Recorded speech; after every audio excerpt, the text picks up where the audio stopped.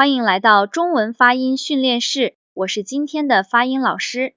我是 Mark， 来中国3年了，出门吃饭说错中文，超市买东西也照样翻车。哦，超市怎么了？上次我想买一瓶水，跟店员说我要一瓶水，他愣了2秒，后来才知道，一瓶他听得懂，但我想说2瓶的时候说成了2个水，他更懵了。哈哈，量词错了。今天咱们就专门练超市购物，量词和数字一次搞定。练方法还是老规矩，我读一遍，你跟着读，不用逐字蹦，连起来说，读错也没关系。来，先跟我做个小动作，张开嘴，读一下金这个字。金，一声平稳。今天重点就是量词和数字，练完你买任何东西都不会卡。咱们开始第一句，进超市看到价签，第一反应，这个多少钱？对，多，读一声，少读3声，多少连贯读。跟我读，这个多少钱？这个多少钱？再来一遍。这个多少钱？想问价格，怎么说最自然？这个多少钱？顺便提一句，问价格不光用多少，还可以说几块或者什么价，但多少钱最通用。想买苹果，论斤称的那种。一斤多少钱？斤，读一声。多少钱？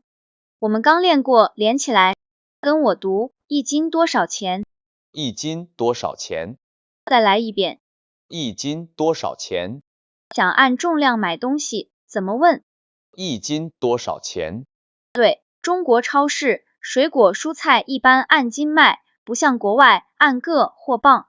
看好1斤，店家开始称，这时候你说，我要1斤苹果。对，在4声斤前变2声苹果2个字连贯读。跟我读，我要1斤苹果。我要1斤苹果。再来一遍。我要1斤苹果。想买具体重量的东西，怎么开口？我要1斤苹果。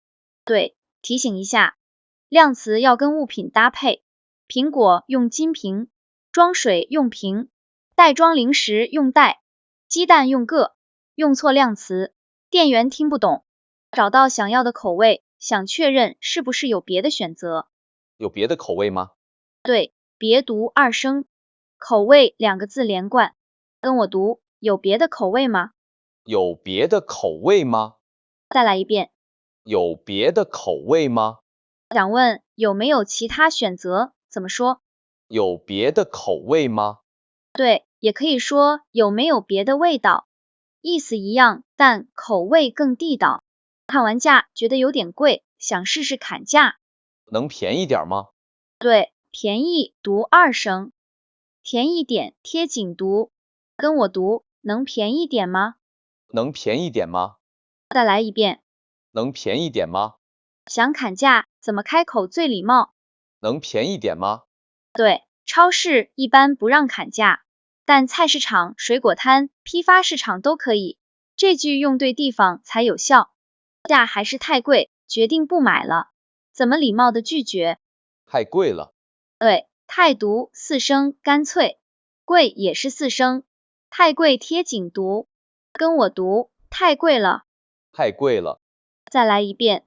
太贵了。觉得价格不划算，怎么说最直接？太贵了。这句简短有力，比我觉得有点贵自然得多。选好东西，结账时，第一句，一共多少钱？对，一共2个字，贴紧，共读4声。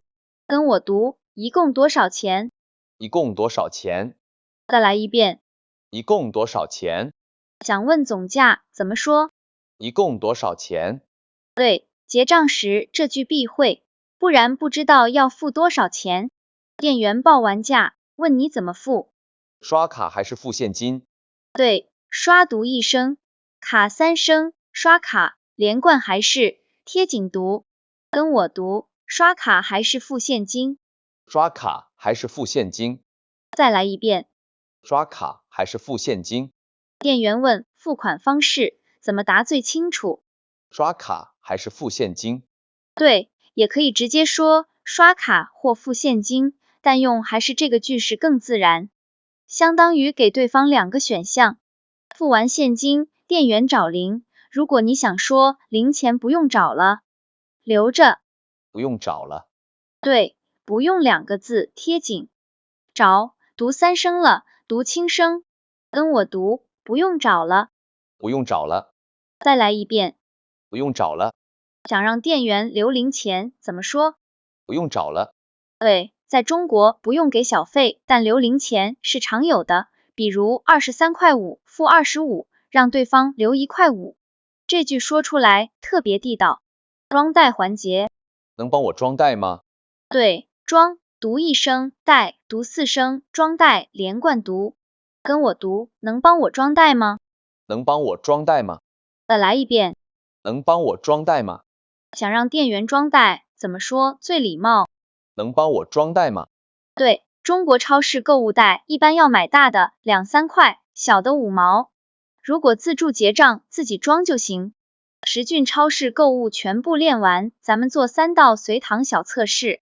第一题，进超市看到价签，第一句话问什么 ？A. 这个怎么卖 ？B. 这个多少钱？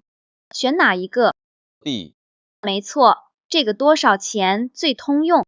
第二题，结账时问总价，哪句最地道 ？A. 多少钱 ？B. 一共多少钱？选哪一个 B. 没错，一共多少钱？特指总价，比单独多少钱更精准。第三题，苹果按重量买，怎么说 ？A. 我要苹果 ，B. 我要1斤苹果，选哪一个 B. ？3题搞定，掌握的很不错。最后总结3个发音重点，量词要跟物品搭配，数字在4声前要变调。问价格的多少连贯读，每天反复读2、3遍，超市购物越来越顺。Lark， 你学完这10句最大的感受是什么？量词真的比我想的复杂。以前我说一个水、一个苹果、一个书全都错，学会斤、平、本这些量词，感觉自己像真的留学生了。没错，这就是量词的魔力。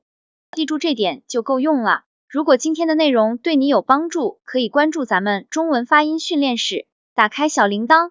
你在中国超市买过最搞笑的东西是什么？我听过有留学生把秤这个字读错，然后跟店员鸡同鸭讲。欢迎在评论区分享你的踩坑故事。我们下期再见。再见。